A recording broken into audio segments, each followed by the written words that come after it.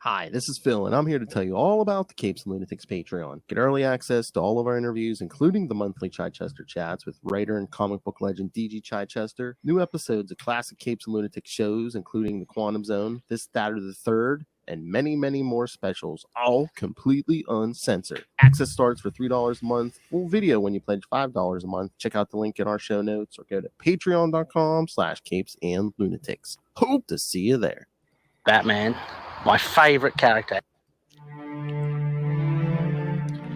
That's right, kids. It's the end of the month. Talking some Asbats again. Yes. Welcome back to We Are the Knights. The Batman podcast. I am Phil. Joining me, as always, Justin the Owl swooping back into Gotham. nobody substitute Batman in it.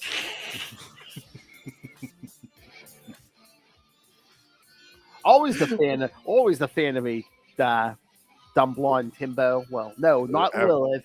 Justin.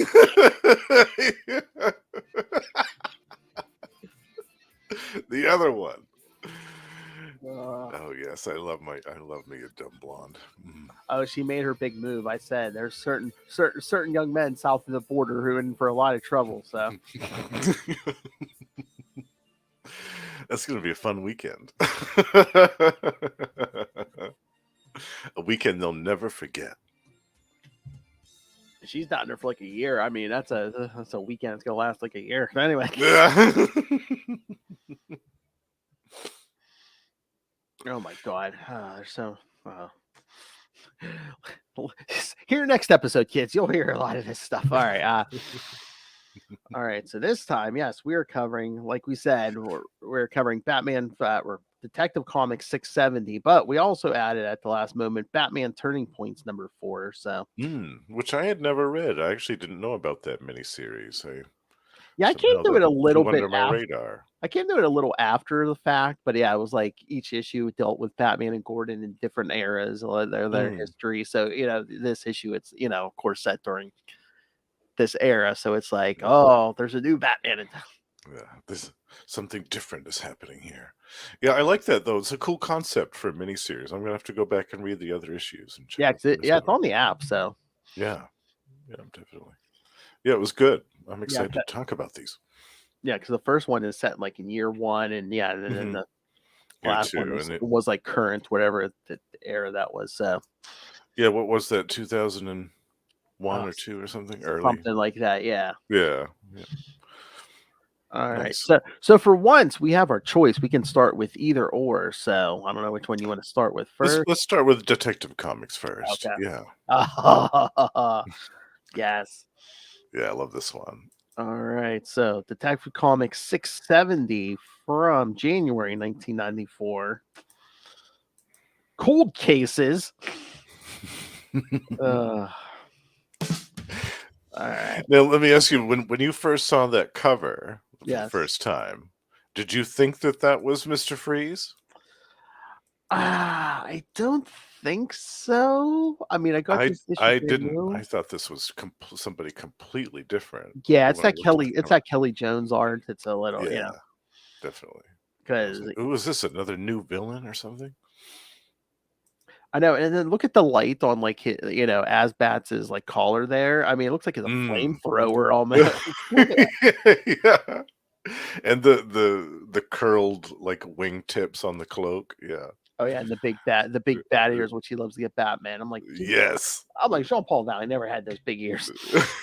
Yeah, he had little tiny bat ears, but Kelly Jones, he loves to have those things going way up into the sky. Oh yeah. All right, so writer Chuck Dixon, penciler Barry Kitson. So yes, kind of like love Barry Kitson. Yeah, me too. I mean, not you say Barry Kitson in the 90s. First thing I'm thinking of is Adventures of Superman. Yes, definitely. But he did a little bit of stuff for Marvel too. But but we'll be talking about Barry Kitson a lot. What is it next year that we'll be starting the Azrael series? Oh, maybe. Yeah. Oh, yeah, that's right. I forgot. Yeah, he was there too. He was the penciler on the first, I think, 2 years of that title. And that was fantastic artwork. God, I remember being blown away by that. Yeah, you were saying we are going to talk Barry Kitson next year. I forgot he did the Azrael. At first, I was like, wait a minute, when did he draw the Hulk? Oh.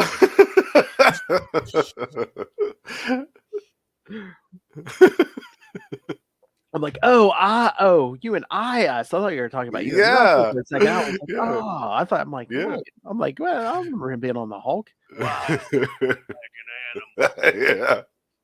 I don't know. He might have done a couple of Hulk issues too. Maybe. Oh, that's true. No, I invented that, you dick. Oh, speaking of, there's our opening. Yes, I don't know when it's coming out, but I'm going to be guesting on an upcoming episode of Gamma Charge. Yes, this month actually we'll be having Phil on to talk about a couple of classic issues of the Incredible Hulk from the Peter David run. Oh yeah, Grey Hulk, my favorite. Yeah. Oh, do I finally get to meet Carl? No, actually, Carl dropped out. Oh. Yeah, Carl's too busy. Unfortunately, he couldn't continue with the time commitments of a regular podcast. But he's still going to come back as a guest from time to time. So maybe you'll get to chat with him one of those times. That's actually right. maybe when we talk about the Joe Fixit miniseries, maybe that'll be a good opportunity. Yeah. As long as I got you in the hillbilly, I'm good. Teach me how to urinate. Where's the Joker nuggets? Oh yeah, that's on Batman brand. Where's the Joker nuggets? Or hey Ray, this one's for you. Yes. Sausage Man. Sausage Man. Oh, so good. Inker Scott Hanna, colorist Adrian Roy, letterer John Costanza. Can't stand you.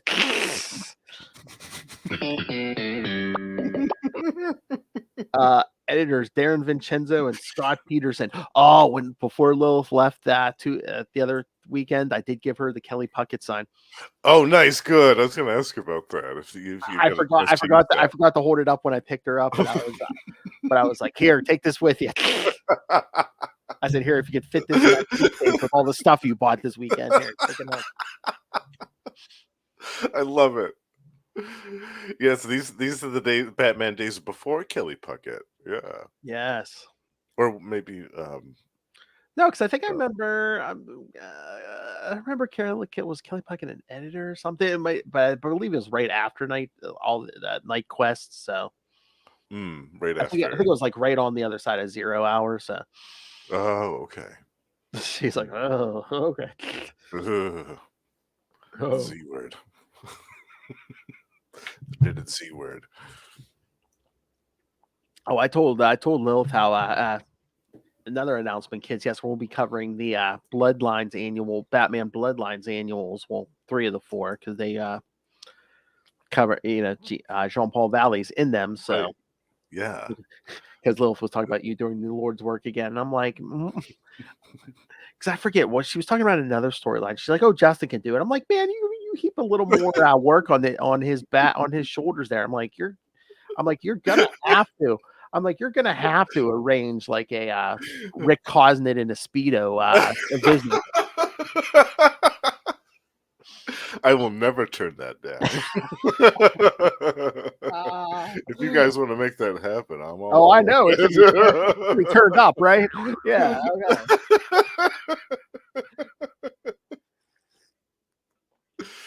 But I'm like, you ask that man to do any more work, man. That's gonna be their price you're gonna have to pay. Well, the only 2 I won't cover is 0 Hour and Heroes Reborn, and you're already covering Heroes Reborn on. Oh yes. Right? So. Subscribe to the Patreon, kids. Yes, so me and myself and a very drunk little. That's right. Yes. 4 months, kids. I got her. Each month we're gonna do a different series. Oh my god. Oh man. And she is not a fan of Captain America to begin with. Oh my god. Oh, now that's the Lord's work right there. Heroes Reborn. Yeah, even I won't touch that one with a 20-foot pole. Oh god. Like Drunken World Hellfire on Patreon. yes. Everybody sign up to the Patreon so you can listen to that because I know it's going to be excellent. Where she could swear her little head off. Oh yes. yeah, Completely uncensored. The way it's meant to be. Telling writers and pencilers where they can take these issues and where they can put them in their anatomy. Yes. I can't wait to listen to her talk about the Rob Liefeld Captain America, where his chest is sticking out like 20 feet. Oh man, Your whole family can suck it. Oh, it's gonna be great. Mm-hmm. All right, Detective 670. All right, let's get to this. Relieved not having to review cold case files at the GCPD, Renee Montoya and Harvey Bullock head to the river to fish a body out of the water. When they arrive, they find that the body is encased in a block of ice. At the coroner's office, the doctor, Colleen, says that the body was artificially frozen from the inside out. Bullock gets a call from Gordon to check on a lead for some Blackgate escapees, while Montoya stays at the coroner's office to get a positive identification on the stiff. Meanwhile, Batman takes care of a drug deal gone bad near the coroner's office. Oh, that is some great art, when he's like taking down when the guy's like trying to like hurdle the fence, and he like hits him with the grapple. You just see the guys It's fantastic. Yeah, love the Spirit Kitson art. And I don't know if it's that armor or what, but I mean, he's dangling like a grown man off one arm, like it's nothing. Yeah, I love it. He makes it look like it's child's play. Either that or the system. Yeah, one of the two. Yep. Montoya okay, they didn't even mention this in the synopsis, but those first couple pages, when he's watching those people get like mugged on like it must be close to Christmas because it looks like Christmas, everything. They're getting presents, they get mugged. He's like, it's a small crime, not worth my trouble and stuff. It's like, this is when you're starting to be like, okay, the wheels are starting to come off. Yeah, now we see the inherent difference is quite apparent here. Yeah, he's just watching it. Yeah. Mm-hmm. Yeah, he even says that the shoppers are the ones that are foolish for being out in the first place, which, I mean, he's kind of not wrong. Well, it's Gotham, yeah. It's Gotham, right? Gotham after dark, yeah. You kind of have to expect you. Yeah, but still, it's Batman. Gotham that's what he's there for. Yes, Gotham is an evil place, kids. Scream at!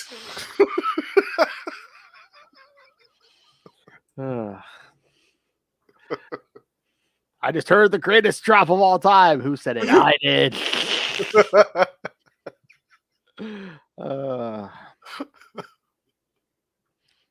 Oh my god. Like I told you, we recorded some Frank Miller episodes this morning. The next Spider Cast we do is going to be an Amazing Spider-Man annual with Spider-Man, the Punisher, and Dr. Octopus. So you know which button. Oh my. Dr. Octopus in a Frank Miller book. You know what button's getting the workout, right? Superior Puss.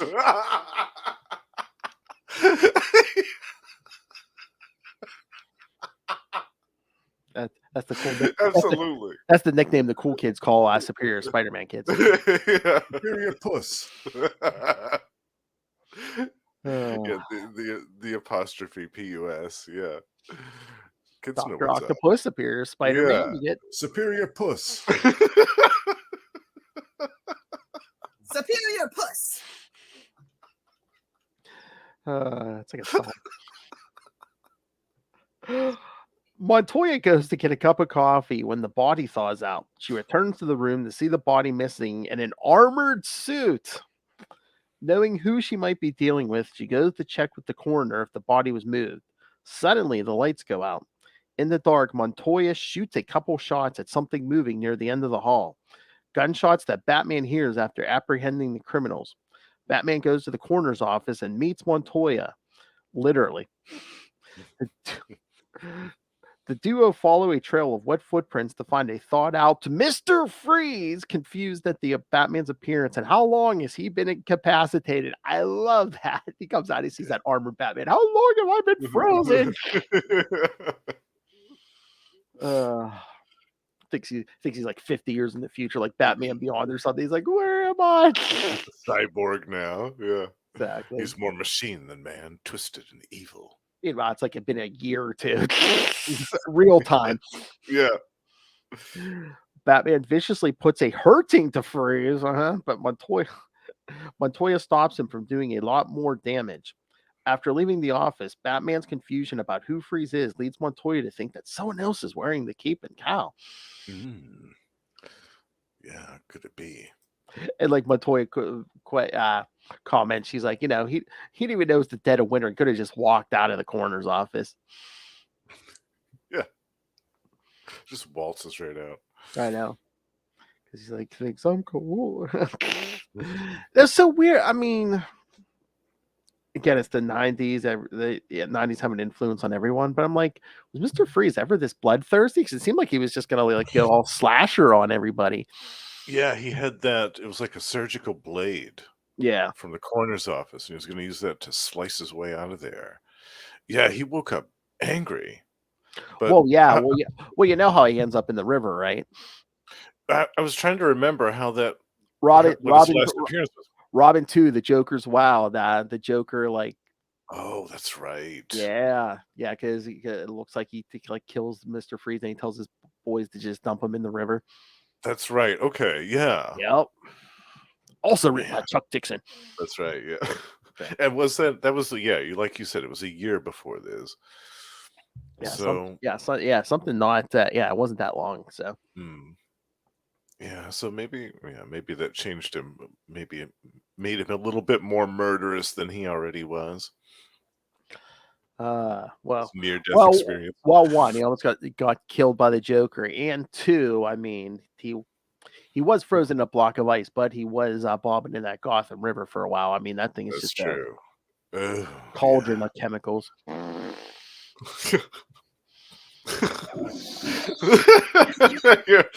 You're absolutely right. Some of that definitely probably absorbed through the ice into him. Yeah. Poor Mr. Freeze. Putting out more toxic chemicals than New Jersey. This is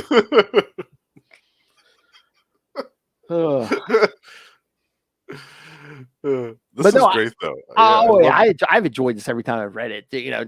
Nice one and done. It's like we're bringing Mr. Freeze back. So I thought I read somewhere where they're just like, Freeze hadn't been that popular, but then after the Batman the Animated Series episode, his popularity went back up. Yeah, definitely. I can see that being the case. And this was right around the time when that episode aired, right? Maybe. I mean, well, this was 92. Did I say 90? I mean, that Freeze.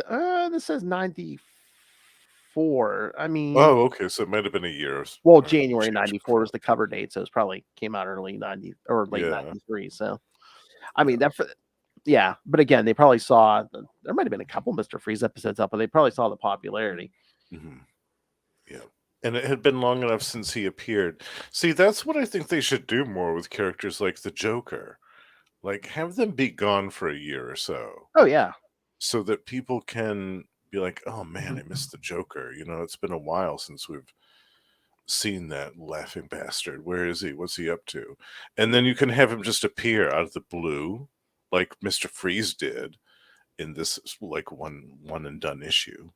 And it's great because it comes out of left field. It's a nice little surprise. And it makes you miss the character. It makes it mean more when they're around. The stories are more impactful. Well, yeah, that's an idea Lilith and I had where it's like, do a story where some new up-and-comer like appears to kill the Joker. He's always going to come back. But, like keep him away for a year and a half. And then it's like, have him come back in guns a-blazing. But, yeah. Yeah, I was thought like some hotshot on the Gotham police force whose parents were secretly murdered by the Joker, and he kept it a secret all the time just so he could get close enough to the Joker to blow his brains out or something. Have it be something simple like that and just have the Joker be gone for a while. Or just have like an up and coming rogue. Oh my god. Okay. Ghostmaker. No. I got it. He gets no respect wherever he goes. Heroes, villains, no one gives him respect. But when he appears to kill the Joker, the new king of the Gotham underworld, Killer Moth, arises. Oh, yes!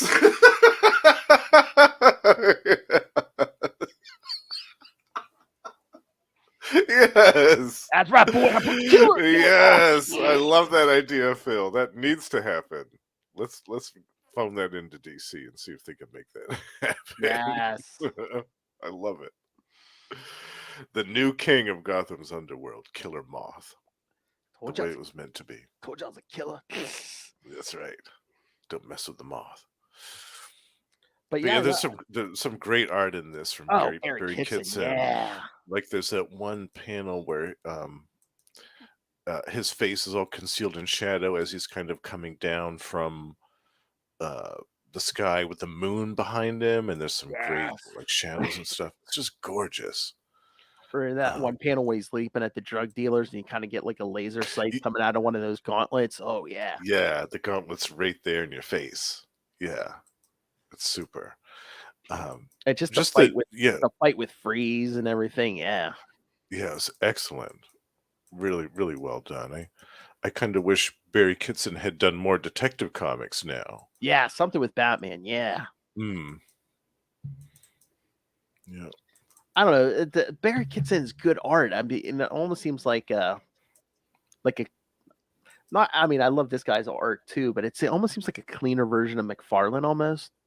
Yeah, definitely. Without all the extra lines and squiggles and spaghetti definitely. webbing. Yeah. Right. Yeah. And weird character proportions, like all of the proportions, all of the physical movement represented in this issue, especially during the fight scenes, were very well done. They were realistic. It wasn't crazy looking. Oh yeah, especially that fight in the morgue. I mean, good use of the cape and stuff. And the only part I thought was weird was the coroner fainting at the sight of Batman. I know. Like she's a coroner in Gotham City. Like I'm sure that every single day she sees horrible, like nightmarish things. Yeah, but didn't someone even say it's like, oh yeah, by the time they get to her, everyone's already dead. They're all dead already and stuff. And yeah. I'm sure that her nerves were pretty rattled, but it was so weird too. I mean, they don't show where they put her, but they left her on her own. It's like, how do you know the killer's not going to come and like stab her while she's passed out or something? Right? Yeah, you're going to leave her defenseless and unconscious like that. Yeah, I thought that was strange. Yeah, but that panel where suddenly he's there. They come around the corner. I'm not the one you want. I love that. It's so good. But yeah, I mean, he's ready to kill Mr. Freeze until Montoya literally has like that gun to him. Like, no. Yeah. And she picked it up too because he says Officer Montoya, isn't it? And then she goes, Detective Montoya now. Yeah. You weren't in such great shape when I saw you last. Because wasn't she one of the ones that saw him after Bane busted him up and threw him off the building? Oh yeah, Bruce. Yeah. Yeah, she was one of the ones that was there that witnessed that whole thing, I think. Yep. So. Yep. Oh yeah, because she was one of the ones. Yeah, because then Alfred and them show up with like a fake ambulance, and then Gordon's like, who was that? Where did they take him? Yeah, they whisk him away. Yeah. But even she picks up right away that she's like, this probably isn't the same guy. And again, I know he's not as smart as Bruce Wayne, but it's just basically like he seems taken by surprise where it's like, oh yeah, Mr. Freeze. It's like, just look at the guy. I would guess this was Mr. Freeze if I'd never seen him before. Yeah, just from the fact that this whole wing of this morgue that they're in is like ice cold, and he looks frozen. Like it's well below zero. They can see their breath in there. I mean, unless he just didn't recognize him from the pictures without the armor or whatever. I don't know. Yeah, but you're right. Some of the Mr. Freeze dialogue was strange in the beginning where he first attacks. And he goes, warm bodies stealing the cold, raising the temperature, robbing me of life. Like, I don't know. Does that track with I guess that was him trying to self-preservation, I guess, where it's just like, oh, the more living people are in this room, the hotter it's going to be. And so, I don't know, but yeah, it just seemed kind of, like you said, kind of bloodthirsty and crazy. Like, well, I guess they wanted to make him seem menacing just so you didn't feel too bad when, Batman went all brutal on him and stuff, Right. Because if he was like cowering in a corner and Batman starts beating on him, then you're gonna be like, oh, this guy's an a-hole. Yeah, that's true. Yeah, this poor defenseless Mr. Freeze. Yeah. Yeah. But no, Yeah, good. but it was good. Great artwork in this. Yes. All right. So should we get to the other one? Yeah, let's go to Turning Points. All right. So yeah, I'll do the synopsis thing. Then I'm interested. I want to ask you what your thoughts were because this was your first time reading it. So yeah. All right. So yes, Batman Turning Points number 4, January 2001, Transformations. Oh, man, that's right. I do remember this. Yes, writer once again, Chuck Dixon. Penciler and inker, Brent Anderson. Colorist, John Calise. Letterer, Willie Schubert. And editors, Matt Idelson and Michael Wright. All is not well. Batman is behaving differently to how he has always behaved because he is actually Jean-Paul Valley. And Commissioner Gordon begins to fear that he will have to begin hunting his old friend down to make sure he cannot hurt anyone, as the man who once seemed to hold life so dear is displaying a casual disregard for the physical safety of those he would normally capture unharmed. Bane claims that this is not the Batman Gordon knows, which is indeed the case, but Robin is not forthcoming when Gordon speaks to him. It appears that Gotham City's greatest protector may have become one of its monsters, and Gordon does not know what to do about it. Oh, here we go. And I guess this says this issue fits between Showcase 93 number 10 and Batman 501. So, right, yes, because it was still using the Batman suit in the beginning of this issue when they're talking with the gang member that survived the encounter. He talks about how he had the Batman suit, but he had those claws. Oh, the Ezreal claws. He's a monster. He had claws, man. I know. It's with Gordon, it's always like you always hear these stories, but sometimes this time it seems worse. Yeah. Different somehow. Yeah. I just wanted to open the issue here. All right. Oh yeah, just those first couple pages. Yeah, just Jean Paul's in the regular bat suit, just with the giant claws and stuff. Yeah, and it looks so funny too with the regular bat suit with those big clunky claws. I know. Looks so funny. But I love this. Yeah, but you could tell, they're amping him up already because one of the gunmen takes a hostage. He's like, "I'll kill her," and he grabs one of his buddies. He's like, "Go ahead, I'll carve your buddy's eyes out." Yeah, he just grabs him indiscriminately. Yeah, I know.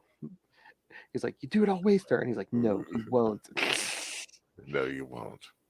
And then he goes, "I heard he was fast. I heard he wasn't human. I heard all those stories, but I never heard he was a killer."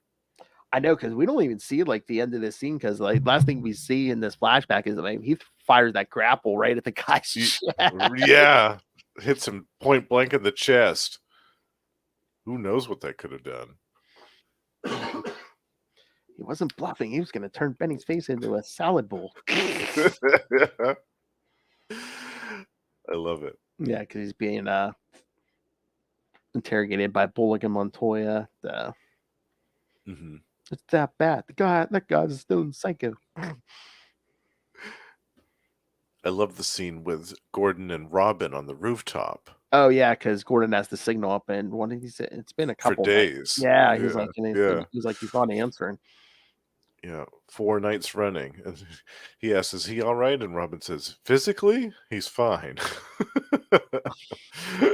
Oh, that's a comforting answer. Yeah, thanks. It reassures me a whole lot, Robin. I mean, that's not what I meant, and you know it. The change in costume, he's more menacing, more brutal. He's not the same as before. Robin doesn't say nothing. Just glares at him. Yeah. I know. Which always struck me as weird. I mean, I guess maybe I could see it with Jean Paul, but like right after this, there's Nightfall or 0 Hour. Then right after that is Prodigal, where Dick Grayson takes over for a few months. Yeah. And I'm Right. like, I almost get it with Jean Paul, but it's like when Dick Grayson takes over, they still don't tell him it's a different Batman again. Wouldn't you at least tell Gordon, yeah, it's a different Batman, but this time, I mean, you don't have to tell him it's Dick Grayson, but you could say, it's Nightwing. Right. You don't have to say who it is. You don't have to, you don't have to worry. That's Nightwing. Yeah, you don't have to give him any other details. Just tell him it's somebody different. And I think after again, all the years that they've worked together, they kind of owe it to Gordon to give him that information. And when it's Dick Grayson, it's like you knew him since he was a kid. It's him. Right. Yeah, I mean, he would. Yeah, first he would Robin. trust. Yeah, he would trust him. Yeah, I know. I always thought that was strange. Like, just tell Gordon. Just have him be the one person that you confide that piece of information in, because Jim Gordon's not going to squawk to his whole police force and be like, "Oh, somebody just told me that the new guy. There's a new Batman in the college. Just I want all of you guys to know that." Like, no, Jim Gordon's not going to say that. No, he knows that. Loose lip sync ships. He knows that. So, just confide in Jim. Trust in Jim Gordon. He'll do right by you. Yeah. Or even if you tell him this guy's a new guy, it's like, yeah, he, you just tell him, old Batman was injured. So, yeah, especially now with this situation, Robin should have been like, yeah, the old guy's like recuperating. This is a new guy just for a little while. That's all he could have said to Gordon, and that could have alleviated all this anxiety that Jim was feeling, this whole issue. He's running the old guy's running all over the world trying to get medical treatment. He's trying to rescue Dr. Plot Resolver, MD. Yes. He's With trying to healing resolve, hands. He's trying to resolve the plot. The plot?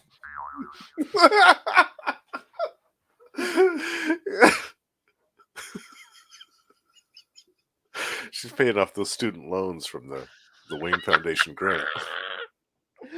Okay, Lilith. She said that when we did Early Nightfall. That's what she said. She's trying to pay off those Wayne medical lives.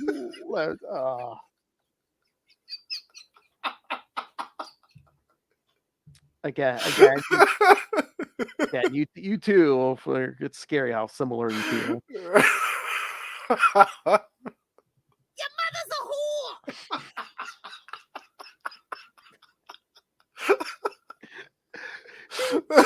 She was going to give me a longer one. I said, no. That one's perfect. That's perfect. Yeah. Don't be trying to reinvent the wheel. No, that is perfection. Don't be trying to change that. Yeah, you don't need. Sometimes you don't need to do multiple takes. I think I said in one of our Miller episodes, I said we're doing this most of the month. I said, Justin, you're going to be off your chair on the floor to the wall by the end of the month. At some point, yeah. Well, that next one you're doing might possibly do it. Oh yeah. Oh man. All right. Then Gordon's talking to his second wife, Sarah. Yeah. R.I.P. And then he visits Bane. I loved this part, Phil. Yes. This is great. When he visits Bane, who's fresh in the jail. He had just been put there within the last couple of weeks, right? According to this timeline. Yeah. And I love it. He's like, "Oh, you damn near killed Batman," and Bane's like, "I did kill him." So I'm wondering. I'm like, was that like, was he speaking metaphorically, or does he honestly think he killed Bruce at this point? I think, yeah, because he knew that in Batman 500 that it wasn't Bruce he was fighting. That's what I'm saying. He knows it's not Bruce, but does he think he kills Bruce though? That he killed Bruce? Maybe because I don't think he's seen Bruce since he threw him off that roof. So I'm like, does he maybe think he killed Bruce? That's a good question.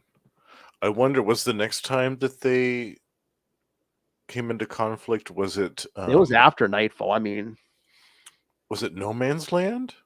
Maybe. I was trying to think of when it was. No, wait, no. What's that storyline? Legacy or whatever? When Ra's al Ghul's trying to. Oh, that one. Yeah. Yes. Okay, that was it. Yes. Yeah, I forgot about because that one. Roz kind of is like trying to make it look like he's making Bane his new heir and stuff. Yeah. Yes. Oh, yeah. I thought for some reason I thought that was after No Man's Land, but no, you're right. Yes. And Talia's like, I ain't touching that. Yeah. Ew, no, he's got wires all over the place. So I wonder if in that storyline in Legacy, I'll have to go back and reread that. If he thought that Bruce was dead and like Yeah, I don't think he says either way. suddenly realized.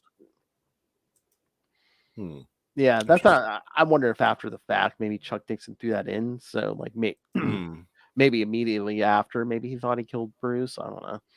Mm-hmm. Yeah, the whole Al Ghul family, dishonored Bane, and he was like, Our whole family can suck it. That's right. A lot of people have said that about the Al Ghuls, actually. Our whole family can suck it.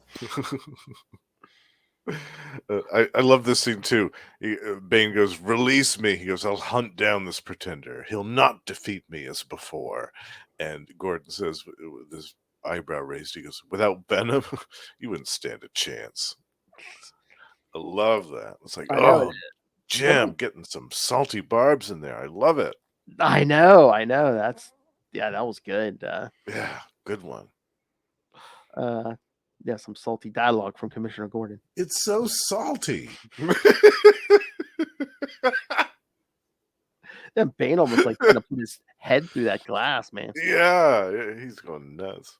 I'll redeem myself. I will redeem us both. Yeah, sure you will, Bane.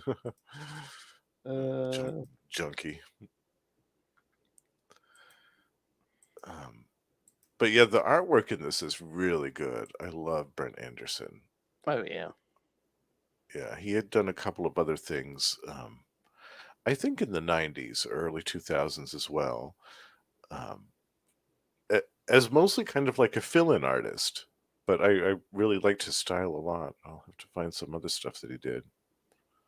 I had forgotten about this dude during the shootout at the end. There was that guy, Perich. Oh yeah, the leader of the SWAT team. Yeah, that goes all rogue and that goes psycho in No Man's Land. Yeah, I forgot about that dude. I was like, oh, there's that son of a bitch Perich. Wow. Yeah, because I'm trying to remember when they introduced him. Was it before No Man's Land? I mean, I think it was slightly before that. Because I think they said like in continuity wise, this might be like his earliest appearance. Even when it's 2001. Yeah. But yeah, when it's taking place, it's his intro. Yeah, it makes sense. Yeah. But yeah, I wondered if they had. I always wondered if they had introduced him with the specific purpose of just making him turn into a villain. Maybe. Yeah. But yeah, because all the cops have like this building surrounded where like this gang of bank robbers is hiding out, and then they're shooting outside at the cops and say, "Don't come in, we got hostages." Yeah. But then you see somebody swooping in from above. Yep. And he goes, "Are there hostages? Are there any innocents here?" Like, no hostages. Yeah, and in shooting at him, they set off the gasoline. Oh, set up the place in an inferno, which they're all dead.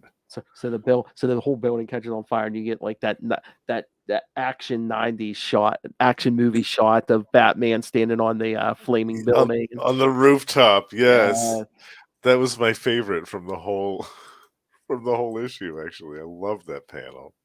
It's totally 90s action movie. Like you could expect to hear like some dramatic orchestral music playing in the background.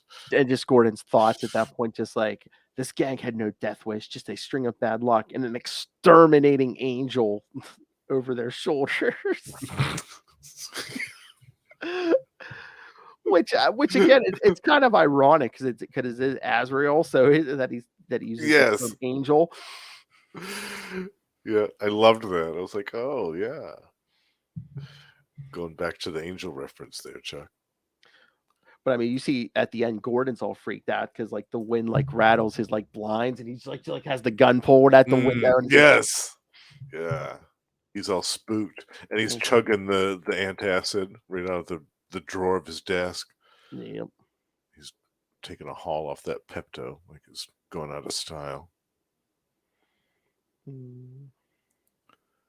But yeah, just that dialogue at the end where he's like, Gotham has all these problems and there's like psychopaths around every corner, and it's just basically ends with, I never thought I'd count my friend among them. Yeah. And there's that great last panel of Asbats looming over the city. I love it. It's great. Yeah, this was a fantastic issue. Like, not a lot really happened story-wise in this, but it didn't really have to. Like, the main gist of the story was the relationship between Gordon and Batman, and obviously how that had changed dramatically during this point in time. Oh yeah, because that's the whole point of this miniseries. Yeah, because like you get little snippets like this from like I said, the different eras, and I forget if it's. Oh yeah, because like issue 1, I think is like around in the beginning, like around right after year one. Mm-hmm. And then what is it? Issue 2, I think, is like when Bruce first makes Dick Grayson his partner, so as Robin. Oh, So I okay. think it's around that point, because I think that's when Gordon's like, "Wait, you're bringing a kid into this?" And then yeah, and then moving target. Yes, and then issue 3, I think, is like right after Joker has crippled Barbara Gordon and killed Jason Todd. So yeah, wow. Yeah. They really went there. Wow, I'm Yeah. gonna have to read the rest of these. Yeah. And how that affected both of them. And yeah, and then this was 4, and then 5 was like the current 2001. Yeah. So that was right before No Man's Land, wasn't it? 2001 too. No, it's right after. Oh, right after. Okay. Yeah. So things were rocky then too. Yeah.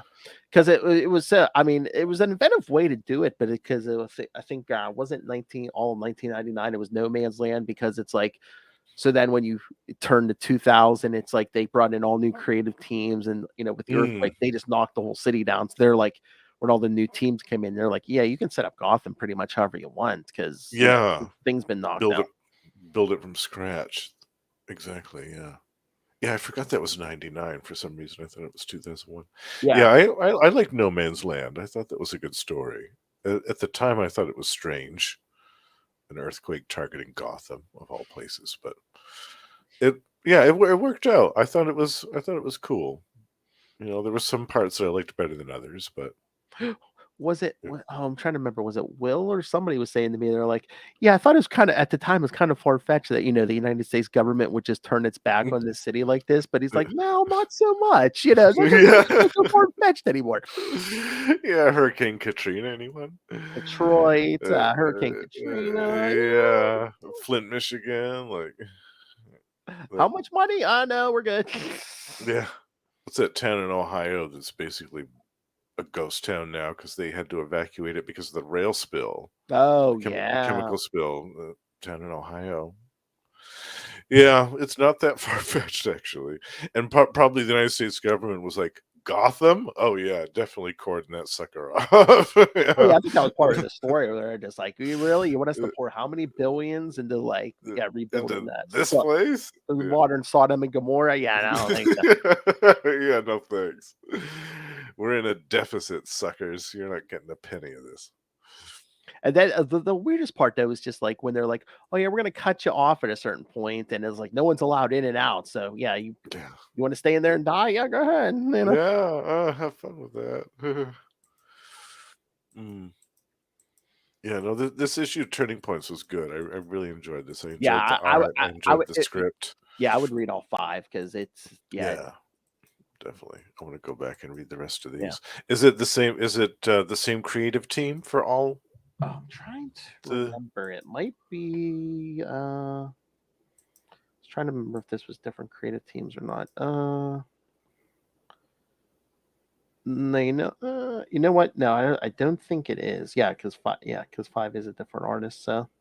Oh, okay. So different artist. Yeah. Again, it's been a while since I read these, but yeah, I was gonna say I'm pretty sure. Yeah, I'm definitely gonna have to check the rest of these out, though. Oh yeah. Because Brubaker. Yeah, because Greg Rucka wrote the last one, so yeah. Paul Pope. Yeah. Ed Brubaker did a couple of these, though. That's fantastic. Yeah, I'm excited. I'm excited to check this out. Very cool. Yeah, and it does kind of bookend too, because in issue 5 they're kind of like call back to something or saying someone from issue 1, so it's kind of it's like, Okay. oh, remember this character from years ago. Yeah. Okay. Yeah, There's some. so. Yeah. Oh, look at that cover number 3 with Barbara and Yeah. Jason. Damn. Wow. Yeah. That's a Joe Kubert cover. Wow. That's fantastic. Yeah, because I don't know. I'm trying to remember how long after the fact I came across this miniseries. I don't think it was too long after it originally came out, but I was like, oh yeah, I'm gonna give this a little, look to, it seemed interesting. It's like just the different points. Again, it's a miniseries, but it's kind of almost one and done's though too. So yeah, like because this one number 4 was a standalone story. Yeah. Because again, it's different era. Each issue's like a different era. So right. So you did enjoy cool. You did enjoy 4 though. Very much. Yeah, I enjoyed the art. I enjoyed the script. I enjoyed the story. Yeah, I really enjoy these little kind of fill-in stuff where they go back and kind of insert little side vignettes or whatever to larger stories that were going on years ago. I really enjoy that. Like kind of like when we mentioned the Joe Fixit over at Marvel. That's kind of what that is. It's like going back in time and putting a little side story in between a couple of other things. And I enjoy that. I think when it's done well, it's really entertaining, and this definitely was. I would assume lately those things must be doing good because they keep. I mean, at least Marvel keeps going back to that well. Yes, I was hoping that DC would do a little bit more of that as well, but maybe we'll see more of that come. But yeah, this was good. I would definitely recommend this one to anyone else who hasn't read this. Oh yeah, and again, it's like if a certain writer or artist isn't your favorite cup of tea, isn't your favorite. I mean, again, they pretty much switch almost every issue. So. Yeah, there's some good talent in this miniseries. But yeah, like I said, I just that I saw we only had one issue, and I'm like, I might want to pad this out a little more. So I'm glad you picked that. Yeah, I was like one and done, and this hit me. I was like, oh yeah, I'm like this takes place in that era. Let's do that. Yeah, it totally fits. Yeah, no, I'm glad you picked that. It's cool. This was a good issue.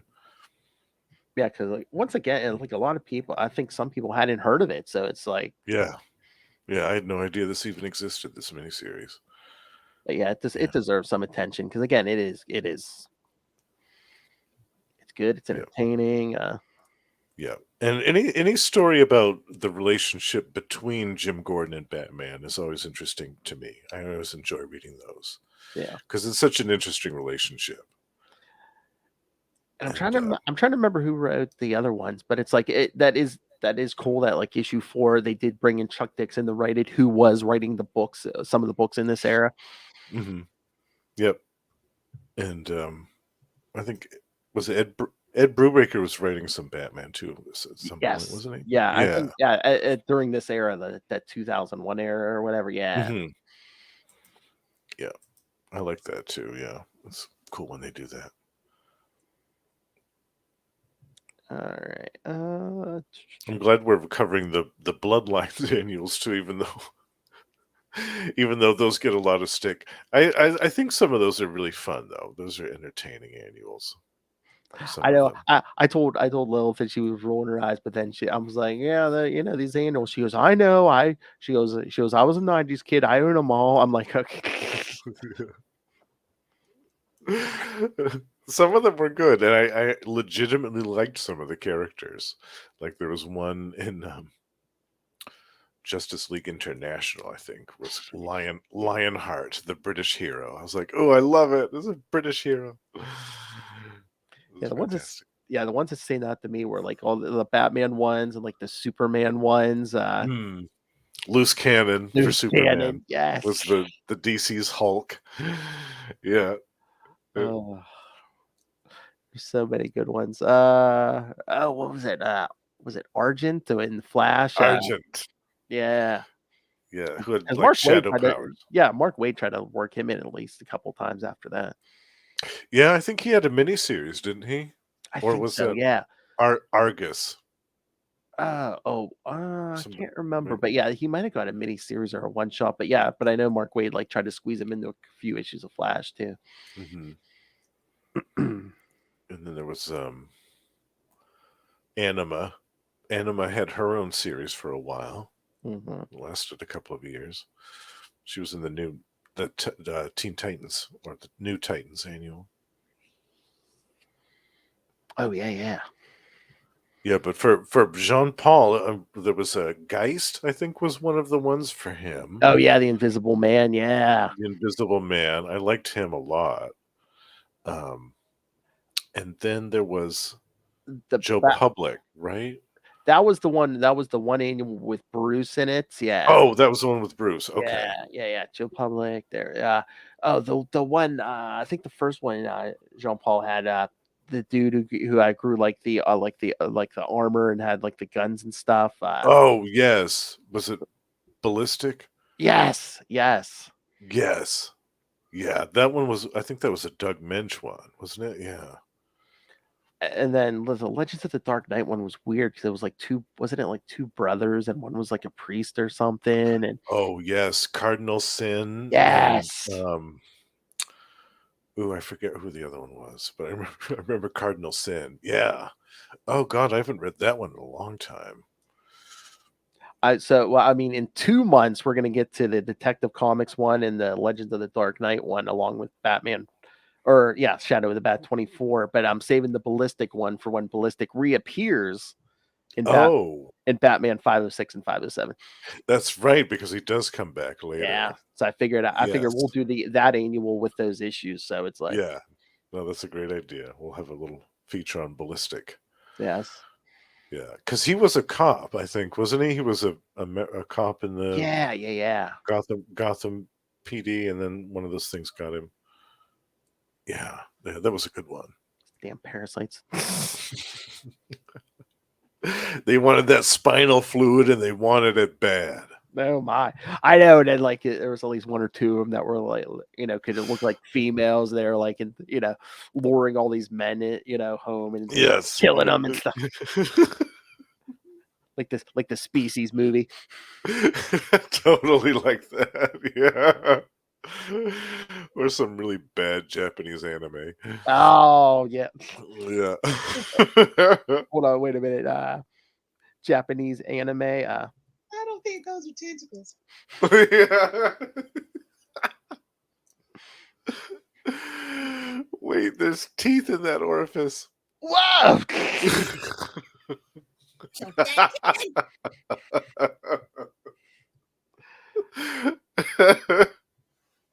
I don't do Twinkies or toaster strudels. So. Or alien parasites. Lubricated eels are the best. Is that a sentient tongue? Is that a sentient tongue? I don't know. I think we lost kind of some of the magic, me and her, because when she was here, she was able to see me actually moving around the field and hitting the button. Oh yeah, I watched that episode. Yeah, she was like, "Oh, I see how the sausage is made, Phil, and I'm not liking it." She says. I was like, "See, Lilith page 2 right here." It's so salty. Page 2. I love it. That's the best. Almost 2 full pages. Yes. With more to come. That's right. Especially when you guys do Heroes Reborn. That's going to give you probably a whole other, at least a half a page of drops. I might for the first time ever, I might have to edit some drops. Yeah, you're going to be busy. Might it be like, what is this? Ink.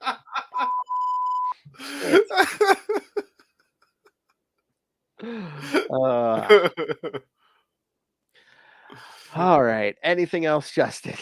No, I think we covered pretty much everything here. Yes. How long had it been since you'd read these? I'm trying to remember. It's been maybe a few years. I mean, I read Nightfall every couple years, so I mean, I went back and read Nightfall and Knightquest not too long ago. Oh man, I used to, before I started podcasting, I would just go on long reading runs. I'd be like, what do I want to read for a while? Oh, Batman. I would just pick it up at a certain point and just read straight through for however many years and just Yeah, I did that too. Long binges where I'd read a whole series of something, or a whole crossover like Nightfall or Reign of the Superman. Like I did a couple of Oh, read-throughs of yeah. that a couple times. Yeah. Going back on the 90s nostalgia wagon, man. It feels good sometimes.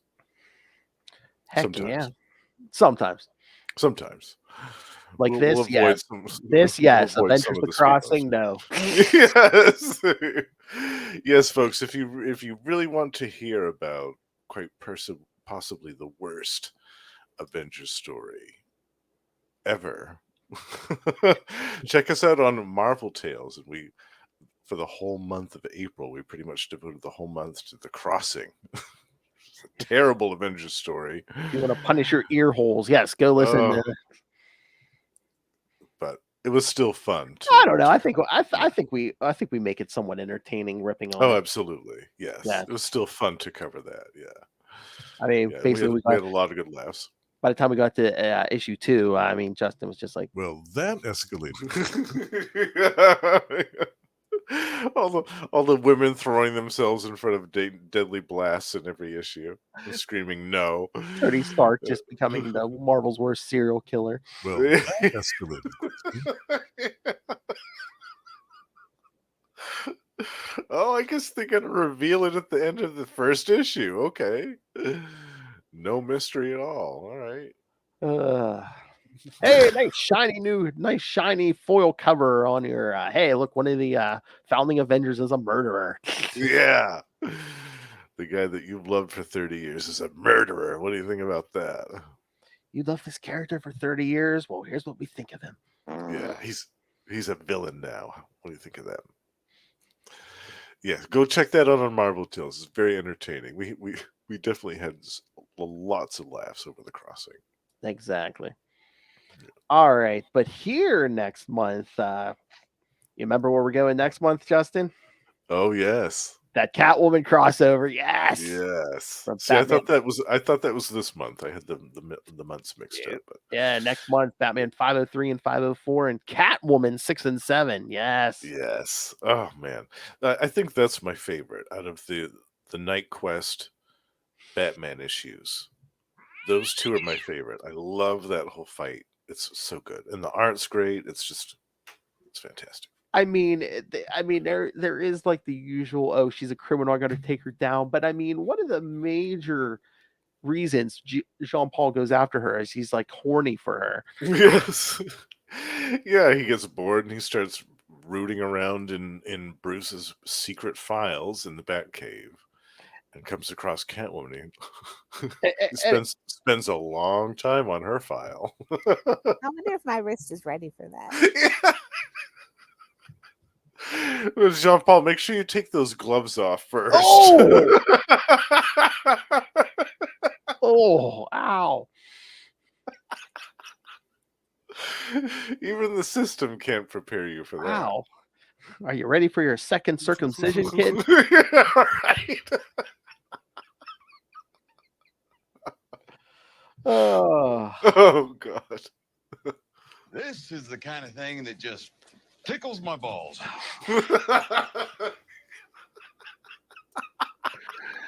Thank you, Negan. I mean, we'll get to it next month, but I mean, he's basically just like, why didn't Bruce Wayne ever take her down? It's because he just stared at the shape of her back every time. It's just like, oh God. It's because of that curve, that slender curves of her feminine wiles. Yeah. Although it was Jim Ballin Catwoman era, so I mean, that's true. Forget her purple back. bodysuit. I mean, she had those basketballs on her chest. Yeah, stalking precariously around all these giant, highly elevated rooftops in Gotham with all this top heavy, all this weight throwing off her balance. This agile cat burglar with with like an H cup, yeah.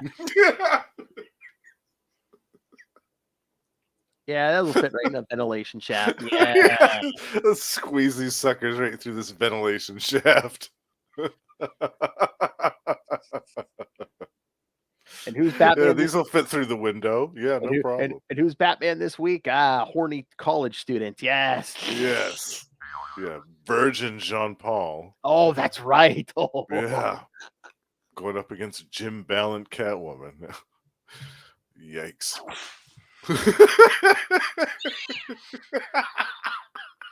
I'm locked and loaded for next month. Yeah. I think there was one line where he says, "You're the night herself and the devil for making me want you." And he grabs her by the shoulders like, "Oh, Jean Paul, jeez. Take a cold shower or something." That's the best dialogue only porn can buy. That's right. Oh yeah. Oh, that's your assignment. When you read this for next month, make a note of special. Some of the best dialogue. Oh yes, absolutely. We'll be going over all the choice nuggets. And there are several. Where's the Catwoman nuggets? Where's the Catwoman chunks? Yeah, I'm excited. It's going to be a great episode. Oh yeah. All right, kids. So yeah, send us your thoughts for that. And once again, besides that, next month, yes, you'll also have Miller May. Lilith and I will be covering all month All-Star Batman and Robin, because yes, next episode will be All-Star Batman and Robin 1 through 3, and it's a hell of a ride. We already recorded that, I'll tell you that. The week after that, we'll do issue 4 and 5. Then we'll do 6 through 8, and then yes, we'll wrap it up with issues 9 and 10. That's what we said. It was supposed to go 12, and then they cut them. I'm like, what was the response where they were just like, they cut them off at 10? They're like, nah, you're done. Oh, it stopped at 10? Yeah, they pretty much stopped on a cliffhanger. Oh no. Yeah, that's no. not a good sign. No. And it's like, something had to have gone horribly wrong. If you're cutting short a Jim Lee drawn series shorts, it's like, yeah. Yeah, you know that there were some emails sent out that started with the sentence, "I hope this email finds you well."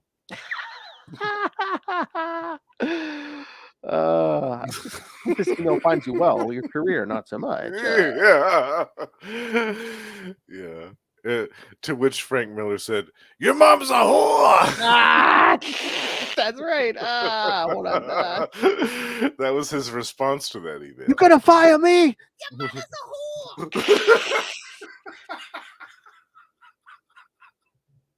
Your mother's a whore. All right. Yeah, I still have it. I was gonna say because if you're cutting short a Jim Lee drawn series with with Batman and Black Canary and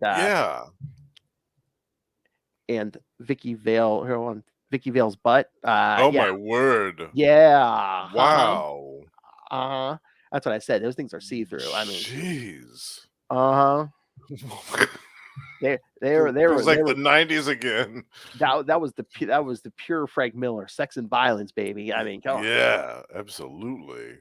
I'm surprised she even had panties on in the first place. That's what we were saying. Shadows there. Well, that's what me and Lil say next episode, where it's just like maybe that was Jim Lee's influence, because we were saying if Frank Miller had been drawing his own work, she probably would have been in a thong or something.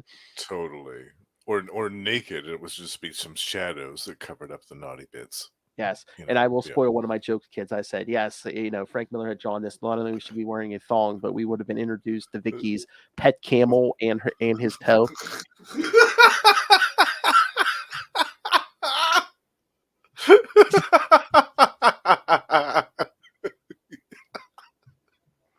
So close. He was rocking in that chair, kid.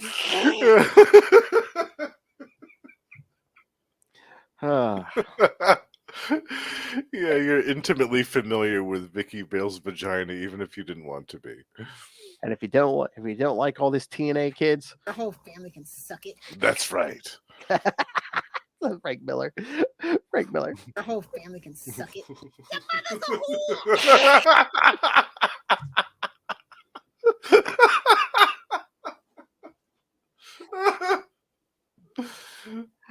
Your mother's a whore. Lilith is the best in the business, even when she's not here. Yes, absolutely. Your mother's a whore. She is the best.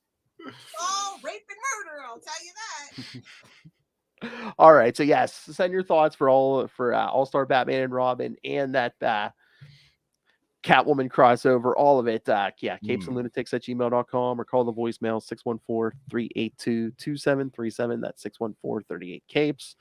And of course, you can find all things Capes and Lunatics, episodes, social media, merchandise, and the Patreon. Because once again, join the Patreon Elite with our friend Justin here. That's right. Join me in the Elite and you get all the perks and all the good stuff every month. So yes, find it all at tubespace.io/Capes and Lunatics Podcast Networks, tubespace.io/Capes and Lunatics Podcast Network. It's down there in the show notes.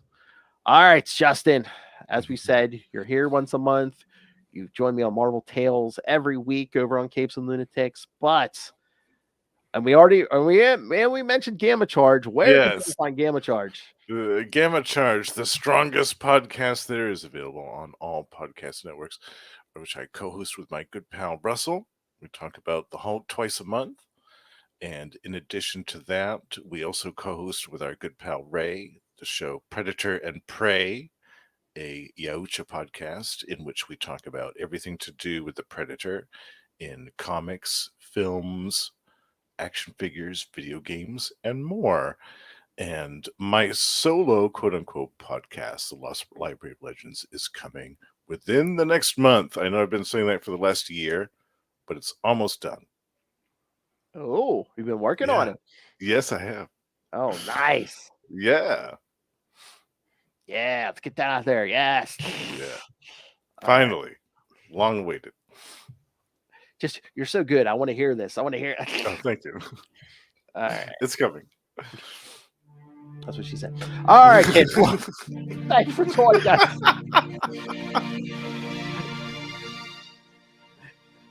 And if you like double entendres and dick jokes, yes, join me next week when Lilith Hellfire's back. My psychic twin. That's right. Yes. My fellow manhunter.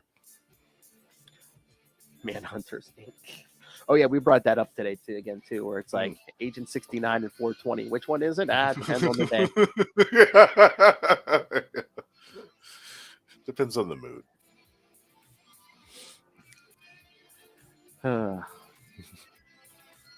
yeah, May is going to be ridiculous, kids. All-Star Batman and Robin, and then we end it with that Catwoman crush. Yes. Oh man, it's going to be quite the month. It's not going to be a good month to be a woman in these comics. All right. Thank you for joining us. Join us same bat time, same bat channel. Where the night? The Batman Podcast, the Southern Hemisphere's favorite Batman podcast. Good night.